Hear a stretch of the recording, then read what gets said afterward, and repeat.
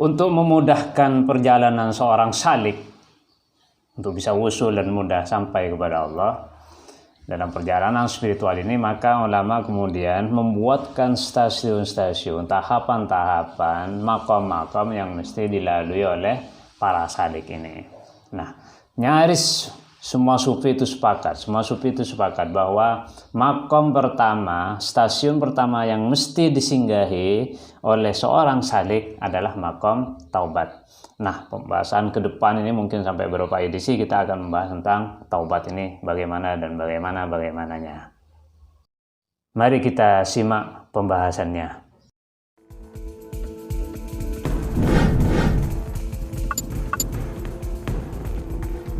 Bismillahirrahmanirrahim. Perjalanan menuju Allah, perjalanan mencapai ma'rifat, mencapai pengenalan yang intensif kepada Allah, penyatuan bahkan mungkin, atau al-hulul kalau dalam bahasa al-halaj, ini adalah perjalanan yang penuh dengan rintangan.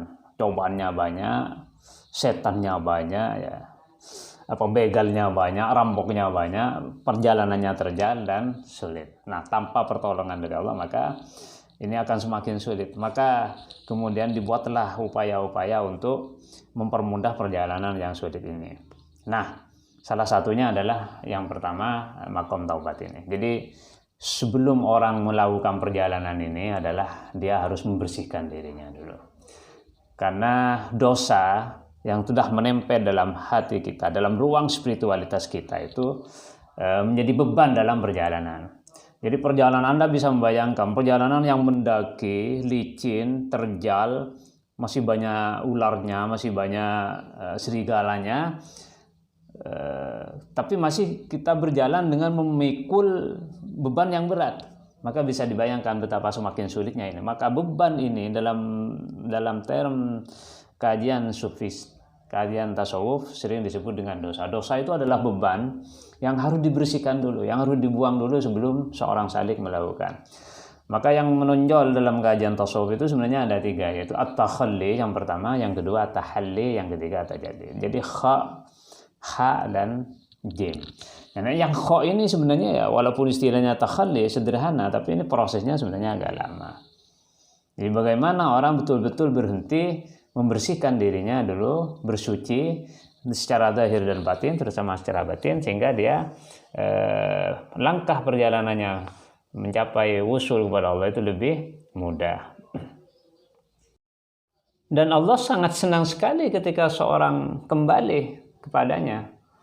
Jadi misalnya dia sudah tersesat selama puluhan tahun, bahkan bisa saja orang tidak merasa bahwa dirinya tersesat, kemudian dia kembali kepada Allah, menangis kepada Allah, rujuk kepada Allah, maka itu merupakan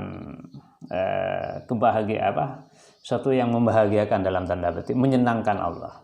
Jadi Allah sangat senang kepada orang yang kembali lagi kepada dirinya. Bahkan digambarkan misalnya ada orang yang perjalanan di padang pasir, tidak ada orang, dia bawa kendaraan, dia istirahat di suatu tempat, tiba-tiba kendaraan dan semua bekalnya hilang. Maka dia tentu dalam kesulitan dan panik luar biasa. Dalam keadaan sulit, panik karena barangnya semua hilang, mau nelpon tidak ada karena kondisinya sudah sangat sepi. Tiba-tiba kendaraannya kembali lagi dengan membawa lengkap. Bisa dibayangkan seperti apa kebahagiaannya. Nah, Allah itu jauh lebih senang dari ini. Jauh lebih senang dari kondisi orang yang sedang kehilangan semua barangnya, dia dalam keadaan terjepit, tiba-tiba barangnya ada. Sama dengan begini, ya kan, ini karena Allah dasarnya sangat sayang kepada, Allah itu Ar-Rahmanur Rahim, Allah itu Ar-Rahman, sangat sayang kepada hambanya.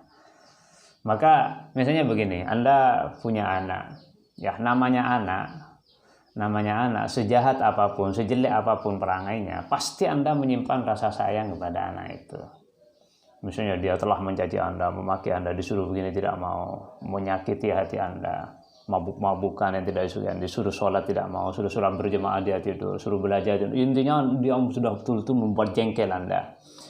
Sampai misalnya usia remaja 20 tahun, tiba-tiba di malam hari pada Isya atau jam 10 malam dia datang ke rumah Anda, dan bersimpuh di hadapan Anda, menangis kepada Anda bahwa dia akan menyesali semua perbuatan dan kembali akan mengikuti perintah Anda. Coba Anda bisa bayangkan seperti apa bahagianya Anda. Walaupun Anda tadi marah, tapi karena dia kembali dan itu adalah anak Anda, maka itu pasti Anda akan senang. Kalau Anda normal tentunya ya, kalau tidak normal ya tidak tahu. Ini orang yang normal. Nah, Allah itu sangat sayang kepada hambanya. Sejelek apapun hambanya, kalau dia kembali maka Allah akan menerima. Bahkan kalaupun dia berulang-ulang melakukan sebuah kesalahan, maka Allah akan tetap menerimanya. Jadi sifat Allah Ghaffar itu memang, Ghafur itu betul-betul Allah mengampuni, betul-betul Allah mengampuni walaupun dosanya dilakukan secara berulang-ulang. Ya, walaupun nanti kita akan bahas di edisi berikutnya bagaimana sebenarnya syarat taubat. Nah, jadi walaupun orang itu mengulang-ulang melakukan dosa, maka Allah siap untuk menerima kalau dia mau mengendali. Jadi misalnya difirmankan oleh Allah, wa inni laghaffarun liman taba wa amana wa amila shalihan tsumma ihtada. Nah, ini adalah gambaran-gambaran tentang Allah sangat senang sekali lagi. Jadi kalau kita kembali bertobat, maka itu Allah sangat senang dan memberikan ridhanya kepada kita yang mau kembali, menyadari akan kesalahannya dan mau kembali. Maka di sini kan innallaha yuhibbul mutatahhirin, misalnya yuhibbut tawwabin, misalnya itu gambaran-gambaran yang menggambarkan tentang betapa baiknya kita bertobat. Nah, jadi ini langkah pertama untuk mengundang rahmat Allah sebenarnya, bertobat itu kembali. Nah, sekarang apa sebenarnya tobat itu? Maka kemudian didefinisikan oleh para ulama bahwa at-taubatu itu ya ar-ruju'. Kata dasarnya ya roja'ah, tabah itu ayo roja'ah, kembali. Ar-ruju' amma kana mad'uman fi syar'i ila ma huwa mahmudun fi syar'i. Kembali dari yang dicela dalam syariat, menurut pandangan syariat, kembali kepada yang terpuji. Dari yang tercela kepada yang terpuji. Apa saja sifat-sifat yang tercela? Iri, dengki, tersinggung, sering mencaci orang lain, sering menyakiti orang lain, baik dengan kata-kata, dengan status di Facebook, di WA, dan lain-lain. Kritik orang tanpa dasar, menyalahkan orang tanpa dasar, semua seringkali bahkan kita sering tidak merasakan bahwa kita telah mengganggu orang. Intinya dari semua hal yang tak terpuji, kembali kepada yang terpuji. Nah, itu namanya taubat, ar-ruju'. Ada lagi yang mengartikan at-taubat itu adalah ar-ruju' amma yakrahullahu zahiran wa batinan ila ma yuhibbuhu zahiran wa batinan. Kembali dari apa yang dibenci Allah, itu disukai oleh Allah baik secara zahir ataupun batin, kepada sesuatu yang disenangi oleh Allah secara zahir dan batin. Allah senang apa? Ya, kita mesti mengkaji lagi apa saja yang perbuatan-perbuatan terpuji yang disukai oleh Allah. Berbakti kepada orang tua, zikir, berwudu terus, dayamut thaharah, mudawamah dalam kebaikan, istiqomah, bersabar, bersyukur. Nah, semua ini adalah kebaikan-kebaikan yang disukai oleh Allah, disenangi oleh Allah. Membantu orang miskin, membantu orang lain yang sedang dalam kebutuhan, membantu baik itu teman kita, orang lain, guru kita, apalagi guru dan orang tua kita, teman-teman kita, bahkan yang non muslim dan lain. Semua ini termasuk yang ma yuhibbuhu Allah. Nah, itu jadi dari yang tidak disukai kembali ke yang disukai. Definisi yang lain atau batu ya ar-ruju' minal awsafil madhmumah ilal awsafil mahmudah. Kembali dari sifat-sifat yang tercela menuju ke sifat-sifat yang terpuji. Nah, ini yang dikatakan oleh Syekh Amin Al-Qurdi dalam kitab Tanwirul Qulub. Jadi ar-ruju' minal awsafil madhmumah ilal awsafil mahmudah. Kembali dari sifat-sifat yang tercela menuju sifat-sifat yang terpuji. Yang suka korupsi, suka mengambil, suka backup data, markup data, data-data yang begini dinaikkan karena ingin bantuan ini. Intinya sebenarnya banyak kesalahan-kesalahan yang sering kita lakukan, yang sering dilakukan oleh manusia. Ya, karena yang melakukan banyak maka seakan-akan kesalahan itu menjadi benar. Karena memang kesalahan ketika dilakukan oleh orang banyak maka menjadi seperti sebuah kebenaran. Oke, baik.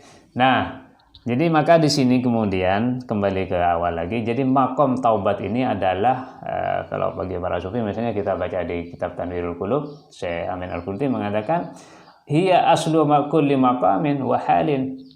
Jadi makom taubat ini adalah makom pertama, makom pangkal dari segala makom-makom yang ini pijakannya. Maka pijakan ini harus kuat dan kokoh. Betul-betul kita bertobat, membersihkan diri sehingga perjalanan berikutnya itu bisa mudah. Maka orang bisa berada di makom taubat ini, kata para sufi, saya sampai berada 40 tahun, arba'ina sanatan fi hadzal maqam. Jadi ada orang yang baru lulus dari makom taubat ini sampai 40 tahun karena begitu, bertobat ternyata dalam beberapa jalanan terpelanting lagi, terjebur lagi.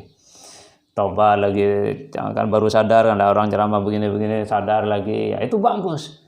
Tapi kemudian dalam perjalanan dia terpelanting lagi, dan itu adalah bagian yang menyebabkan dia harus kembali lagi. Maka orang berada di makom taubat ini sampai bertahun-tahun terus. Dan orang sering yang paling banyak ya di makom ini. Bahkan tidak selesai di makom pertama ini karena kesalahan. Kita akan bahas lebih banyak lagi di makom tentang taubat ini nanti, insya Allah edisinya sampai banyak, mungkin sampai 15 edisi untuk pembahasan tentang taubat ini. Nah, jadi ini adalah aslu kulli maqam wa halin wa awwalul maqam, dan makom pertama wa hiya bi mathabatil ardi lil bina. Maka posisi makom taubat ini adalah seperti posisi bumi diibaratkan pada bangunan. Bagaimana bangunan ini kalau tidak berpijak ke tanah, ke dasar yang kuat?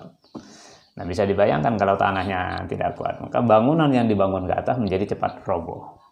Orang perjalanan, seorang salik kalau taubatnya masih belum mapan, maka di perjalanannya, maka dia mudah untuk mengalami hal-hal kegonjangan-kegonjangan. Jadi faman la taubata lahu la halalahu wala maqamah. Maka orang yang tidak taubat, tidak punya taubat, tidak punya hal, tidak punya makom. Kita akan bahas itu hal dan makom berikutnya insyaallah. Kaman la arda lahu la bina'a lahu, seperti orang yang tidak punya tanah, maka tidak bisa dia punya bangunan. Bangunan mau dibangun di atas apa? Harus ya menyentuh ke bumi. Mau dibangun di laut ya, tapi dasarnya ya harus menyentuh ke dasar laut. Walaupun misalnya kita mengenal masjid terapung misalnya, ada dasarnya tetap menyentuh ke dasar. Jadi harus ini. Nah, maka pijakan ini mudah-mudahan tetap dalam pertolongan Allah, kita selalu harus berusaha. Maka Nabi yang sudah dijamin Allah sudah tidak punya dosa, walaupun punya dosa diampuni, maka Nabi masih beristighfar kepada Allah itu 100 kali. Fi riwayatin 70 marrah. Jadi 100 kali untuk yang tidak punya dosa, terus yang punya dosa berapa kali mestinya? Nah, ini mestinya logika ini kalau dibangun ya seperti itu. Nah, berarti kita mestinya terus setiap hari itu harus beristighfar kepada Allah, harus kembali kepada Allah, memohon baik yang kita sengaja, terkadang yang ada dosa-dosa yang tanpa kita sengaja, apalagi memang yang sengaja. Maka di sini jangan bosan kita untuk beristighfar. Dan itu fadilahnya luar biasa karena memang mengundang rahmat Allah, mengundang cinta Allah. Orang kembali bertobat, apalagi sampai disertai tangisan, betul-betul menyesal, betul-betul menangis, memahami tentang kesalahan-kesalahan yang dilakukan. Dan ini adalah anugerah dari Allah, orang bisa menangis karena tobat itu. Nah, kisah-kisah yang lain tentang tobat maka kita akan bahas di edisi-edisi dulunya. Jangan bosan untuk menyimak di channel saya ini. Mudah-mudahan kita selalu berada dalam lindungan Allah. Dan Allah juga jemain. Assalamualaikum warahmatullahi wabarakatuh.